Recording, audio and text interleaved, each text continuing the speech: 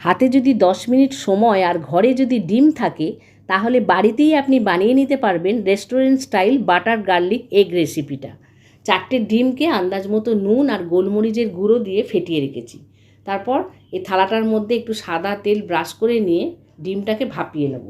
কড়ার নিচে একটু জল দিয়েছিলাম। ভাপানোর কাজটা আপনি বাটিতে হোক বা আপনার যে পাত্রে সুবিধা হবে সেটাতে করে নিতে পারেন। একটু ধনেপাতা উপর থেকে ছিটিয়ে দিচ্ছি এর স্বাদটা বাড়ার জন্য।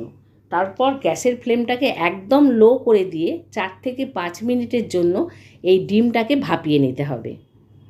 গ্যাসের ফ্লেমটা কিন্তু লোই থাকবে। 5 মিনিট বাদে ঢাকা খুলে দেখুন একদম হয়ে গেছে। এটা আঙুল দিয়ে আর কাঠি দিয়ে দুভাবেই আমি চেক করে দেখিয়ে দিচ্ছি।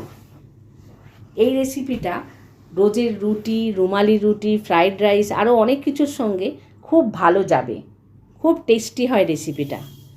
তারপরে এরকম ধোকা বা আমরা সুজির যে হালুয়া করি সেরকমভাবে কাট লাগিয়ে রেখে দিলাম। তারপর একটা কড়াইয়ে সাদা তেলের সঙ্গে 2 চামচ বাটার দিয়ে ভালো করে মেল্ট করে নিলাম। রান্নাটা কিন্তু পুরোপুরি লো ফ্লেমে হবে। তারপর একটা বড় রসুনকে একদম কুচি করে কেটে নিয়েছি। দিলাম নুন আর অল্প একটু চিনি।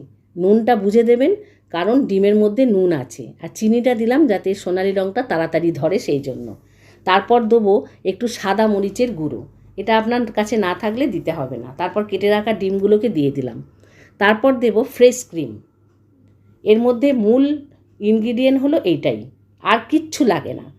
এই ফ্রেশ ক্রিমটাকে দিয়ে ভালো করে নাড়িয়ে নিলাম। নাড়িয়ে নেওয়ার পর মনে হচ্ছে একটু কম হবে, তাই আরেকটু ক্রিম দিয়ে দেবো আমি। আরেকটু ক্রিম দিয়ে দিলাম, দিয়ে আবার ভালো করে নাড়িয়ে নিলাম। দিলাম 2টো লঙ্কাকে ছোট ছোট করে কেটে। তারপর দিলাম একটু ধনেপাতা। ব্যাস, গ্যাসের ফ্লেমটা অফ করে মিনিট 2 স্ট্যান্ডিং টাইমে রেখে দিলেই পরিবেশন করার জন্য একদম রেডি।